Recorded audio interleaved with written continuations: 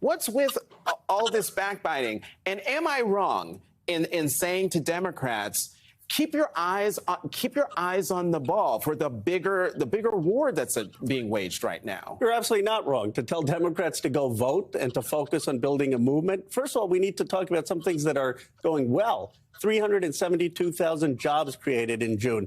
Prices are starting to fall. And then let's get our agenda done. You know, the Innovation Act, which is going to build semiconductors here, Mitch McConnell is blocking it. Let's get that passed. Let's get compromised and get clean energy tax credits, solar manufacturing tax credits. Instead of taking shots at the president, how about we just get the agenda done and unite? And to that point, Rev, you know, this quote from Jennifer Palmieri struck me as right on the money. This was from a Washington Post story where she said, "We are in such a bigger fight than what the president of the United States can deliver. And if you're thinking that it can be solved by a president taking any action in the course of the 2 weeks after the decision, the Roe decision, then you're not appreciating what a big fight it is and what a precarious moment it is." Would love your thoughts on that. I think that she is very right about what she's saying, but I think that Congressman Connor is right. I think when you look at the fact that just this week, we don't have to go back further than that, where the predictions were that we'd have lower job numbers than we did. And then you had 372,000 jobs that was there.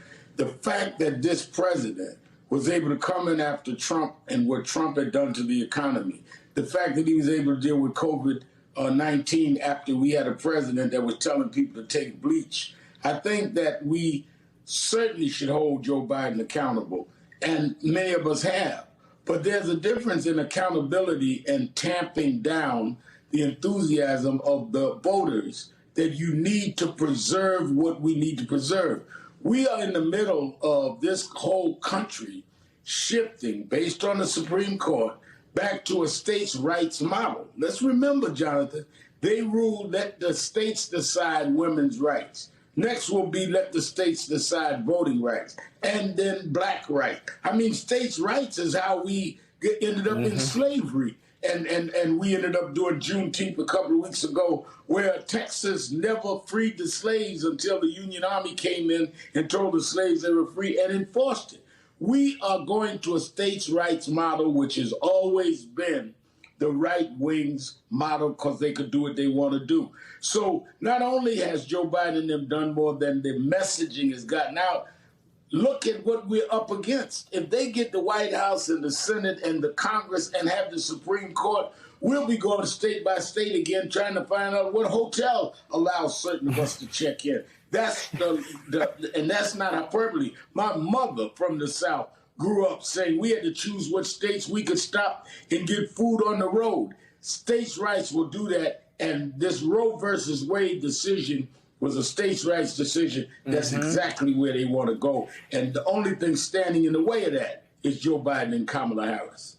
And you know, Rev, I laughed at your reference to, potentially trying to choose which states where we can, get a hotel or get something to eat, because it's just a reminder to people that our history isn't exactly history. It is within the lived memory of millions of Americans. And Congressman Connor, we're getting to a point where I think Rev is right. During the break, I said to you that even though you're in your third term, just your third term in Congress, that you're becoming a statesman within the party because you're from the Bernie wing of the party, but you say, hey, let's support the president.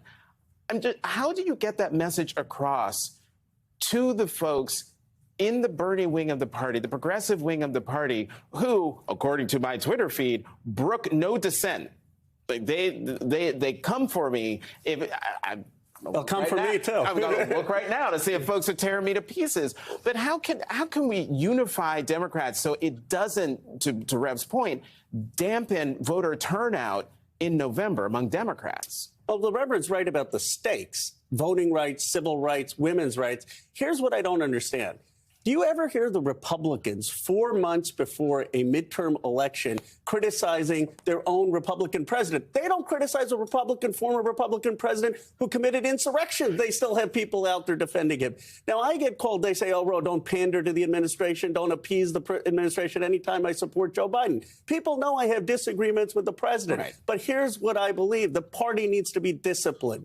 He's our leader. He's the president. You don't get anywhere attacking him or taking pot shots. Let's figure out how to get the agenda through in Congress, compromise, and let's unify, because what's at stake? That's not rocket science. And Rev, last question to you. We got 90 seconds left.